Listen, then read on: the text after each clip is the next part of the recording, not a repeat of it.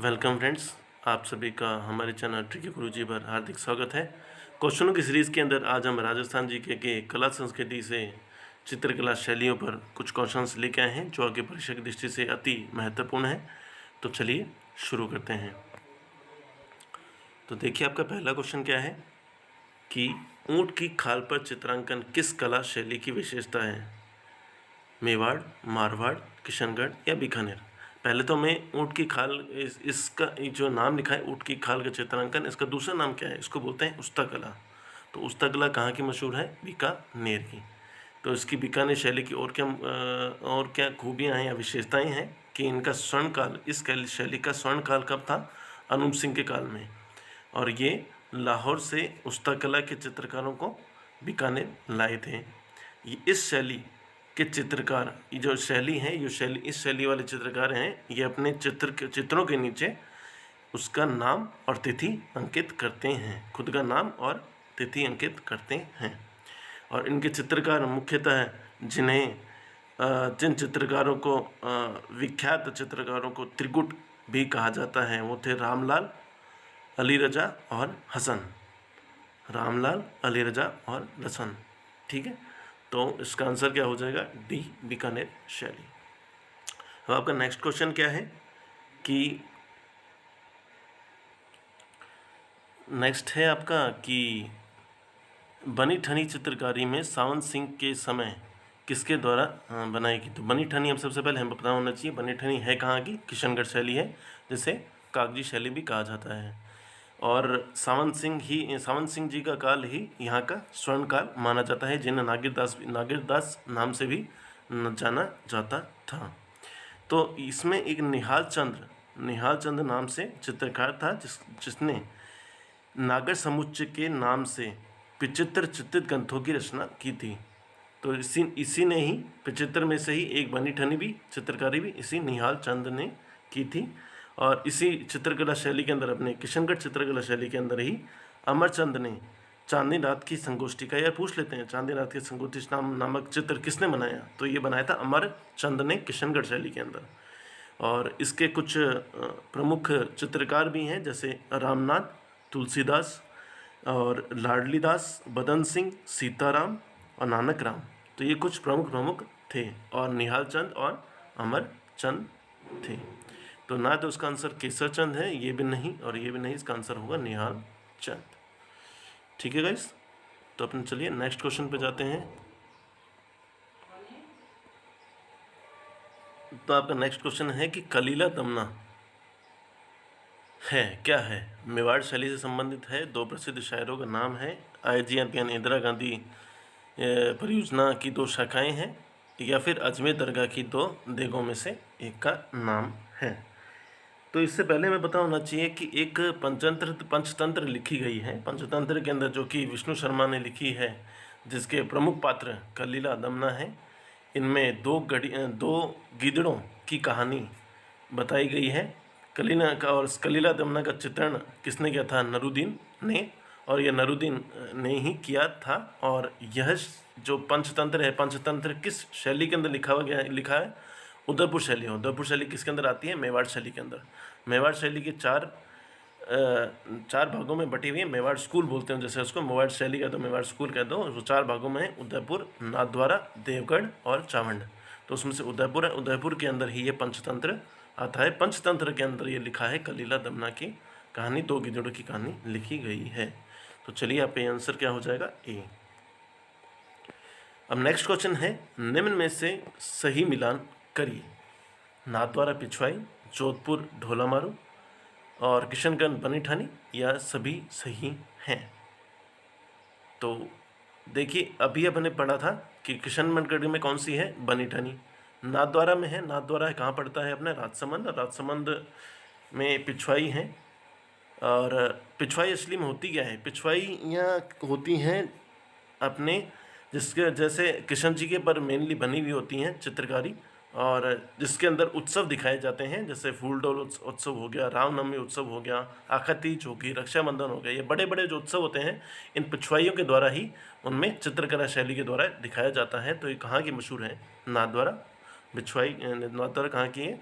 नाथद्वारा कहाँ पड़ता है? राजसमंद, और राजसमंद में कौन सी? पिछवाइयाँ। लास्ट है जोधपुर में ढोला मारू। तो जोधपुर में ढोला मारू भी सही है बिल्कुल, क्योंकि अपने इस ढोला मारू के अंदर दो प्रेमिका और प्रेमियों की कहानी बताई गई है, जो कि कवि कलोल द्वारा लिखी गई थी, जिसमें ढोला नरवर का राजा और नल का पुत्र था, और बचपन में इनकी शादी हो गई थी, किससे? पुगल की थी, एक मालानी से हो गया था। तो उसी के ऊपर कोई कहानी लिखी हुई है। तो ढोला मारू कहाँ की है? जोधपुर की। नाथद्वारा हमें इस पिछवाइयाँ मशहूर है, और किशनगढ़ की है बनी ठनी। तो इसका आंसर क्या हो जाएगा? सभी सही हैं। ओके गाइस, अब नेक्स्ट क्वेश्चन आते हैं अपने कि पशु के किस चित्रण की शैली विशेष स्थान मिला? पशु पक्षियों की किस चित्रण की शैली में विशेष स्थान मिला है? बूंदी शैली, किशनगढ़ शैली, नाथद्वारा शैली, अलवर शैली। तो देखिए, नाथद्वारा शैली हमने जो थोड़ी देर पहले पढ़ी थी, वहाँ की क्या मशहूर है? पिछवाइयाँ। किशनगढ़ की बनी ठनी, और जो कि अपने महिलाओं के चित्रण पर, या जिसके मोनालिसा भी बोलते हैं, भारत के मोनालिसा जैसे बोलते हैं, बनी ठनी, तो उसके ऊपर निर्धारित है, तो ये भी नहीं है।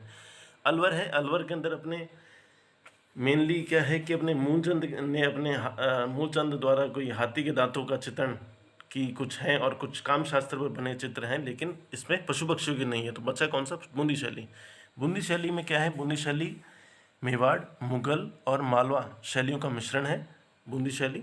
और उमेश सिंह ने चित्रकला बनाई, जिसे भित्ति चित्रों का स्वर्ग भी कहा जाता है। इन्होंने उमेश सिंह जी ने कोई चित्रशाला बनाई है, जो कि भित्ति चित्रों का स्वर्ग भी माना जाता है। और ये पशु पक्षियों के लिए मशहूर है। तो कौन सी है? बूंदी शैली। तो इसका आंसर क्या हो जाए? ए। नेक्स्ट क्वेश्चन है अपना, राजस्थान की कौन सी शैली चित्रकला शैली की सबसे प्राचीन है? तो सबसे प्राचीन कौन सी शैली होगी? सबसे प्राचीन है अपनी मेवाड़। मेवाड़ का अपने इतिहास भी देख लो, सबसे पुराना है, तो इसकी शैली भी सबसे ही पुरानी है। तो सबसे प्राचीन शैली कौन सी है? मेवाड़ की। इसके अंदर कौन सा है? अजंता शैली का प्रभाव भी है। और इसमें एक ग्रंथ है जो कि काफ़ी मशहूर है, कई बार पूछ भी लेते हैं, जैसे कि जिसका श्रावक प्रतिक्रमण सूत्र चूर्णी, ये है क्या, और ये किसकी? ये सबसे पहले पूछ लेते हैं, है किस शैली के अंदर? तो ये शैली किसके अंदर है? मेवाड़ शैली के अंदर ये। और ये है क्या? ये ताड़पत्रों पर महाराणा तेज सिंह 1260-61 के आसपास के समय में आहड़ में कमल चंद्र के द्वारा चित्रित किया गया एक ग्रंथ है, श्रावक प्रतिक्रमण सूत्र चूर्णी। वो किसके अंदर है? इसी मेवाड़ शैली में है। तो इसका आंसर क्या हो जाएगा अपना? मेवाड़ शैली। ओके गाइज, नेक्स्ट क्वेश्चन है अपना कि उनियारा चित्रकला शैली किन शैलियों का प्रभाव है? उनियारा, तो यह चित्रकला शैली किन शैलियों का प्रभाव है? तो इसके किस किस का प्रभाव है? तो असली में उनियारा कहाँ की है? उनियारा जैसे बोलते हैं, जैसे हम बोल भी देते हैं जैसे टोंक, तो टोंक की चित्रकला शैली या फिर उनियारा चित्रकला शैली एक ही है। तो टोंक, तो इसका आंसर अजमेर इसके टोंक के आसपास कौन सा पड़ता है? और इसका आंसर क्या हो जाएगा इसके अंदर? जयपुर और बूंदी। तो जयपुर और बूंदी शैली ही इसी का आंसर है, किसका? उनियारा चित्रकला शैली का। ना ही अजमेर है, ना ही जोधपुर नागौर, ना ही जयपुर नागौर। उनियारा चित्रकला शैली कौन सी? इसका उपनाम क्या है? टोंक की चित्रकला शैली ही है। और ये कहाँ, किन शैलियों का प्रभाव है इसके ऊपर? जयपुर और बूंदी का प्रभाव है। ठीक है, अब नेक्स्ट क्वेश्चन है, योगासन किस चित्रकला शैली का प्रमुख विषय रहा? तो योगासन अपने किस चित्रकला शैली के अंदर रहा था? अपने बीकानेर, जोधपुर, अलवर, या ए बी दोनों? बीकानेर अपने उस्तकला है ही, अपने पता है। अलवर है इसका आंसर। अलवर में क्या है? अलवर ढूंढाड़ शैली है। ढूंढाड़ शैली को दो भागों में बांटा गया है, आमेर, जयपुर, अलवर, और एक है उनियारा, टोंक और शेखावटी। तो इसी के अंदर एक भाग आता है अलवर का। अलवर शैली का प्रारंभ किसने किया था? प्रताप सिंह ने। इसका स्वर्ण काल था विनय सिंह द्वारा किया गया था, और मूलचंद ने हाथी के दांत पर चित्र बनाए थे, और शिवदान सिंह ने समय में काम शास्त्र पर चित्र बनाए गए थे। और योगासन चित्रकला शैली भी इसी की शैली है। तो किसकी है? अलवर की। तो उसका आंसर क्या हो जाएगा? अलवर। ओके गाइज, अब हम नेक्स्ट क्वेश्चन आता है अपना कि नारी के सौंदर्य किस चित्र शैली का अनुपम विशेषता है नारी की सुंदरता के लिए। तो कौन सा हमें पता ही है, किशनगढ़ बनी ठनी। तो किशनगढ़ बनी ठनी है। एरिक डिक्सन ने इसे, और किसने कहा था, एरिक डिक्सन ने कहा था कि भारत की मोनालिसा है। और यह जो चित्र है एक अपने किशनगढ़ संग्रहालय के अंदर रखा गया है। और उसकी जो इसकी प्रतिलिपि है वो कहाँ रखी गई है, तो प्रतिलिपि इसकी रखी गई है एल्बर्ट हॉल पेरिस के अंदर। ठीक है गाइज, इसका आंसर क्या हो जाएगा, किशनगढ़ शैली।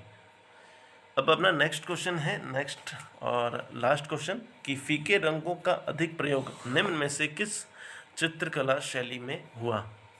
तो अभी अपने तीनों शैलियाँ पढ़ चुके हैं, मेवाड़ भी पढ़ ली अपन ने, किशनगढ़ भी पढ़ ली, बूंदी भी पढ़ ली। तो उसका आंसर क्या होगा, नागौर। नागौर ही वह शैली है जिसमें फीके रंग कहते हो या बुझे हुए रंग कहते हो, एक ही बात है। हल्के रंग, उदास रंगों का प्रयोग किया गया था। और यह भित्ति चित्रों के लिए प्रसिद्ध और सर्वाधिक बढ़ावा इसने किसने दिया था, भगत सिंह ने।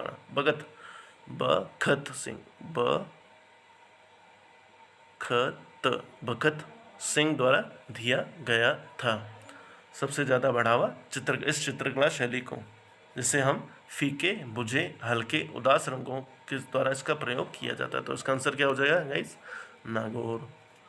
ओके गाइस, तो अपना नेक्स्ट क्वेश्चन है, देखिए। Okay guys, like and share Tiki Guruji channel. Thanks for watching, keep supporting us. बस ऐसे ही अपना आप सपोर्ट दिखाते रहिए, और घर पे हाथ सैनिटाइज करते रहिए, और सावधान रहें, सतर्क रहें, और अपने फैमिली का अपना ध्यान रखें, अपनी फैमिली का ध्यान रखें, और वैक्सीनेशन ज़रूर करवाएं। Thank you very much.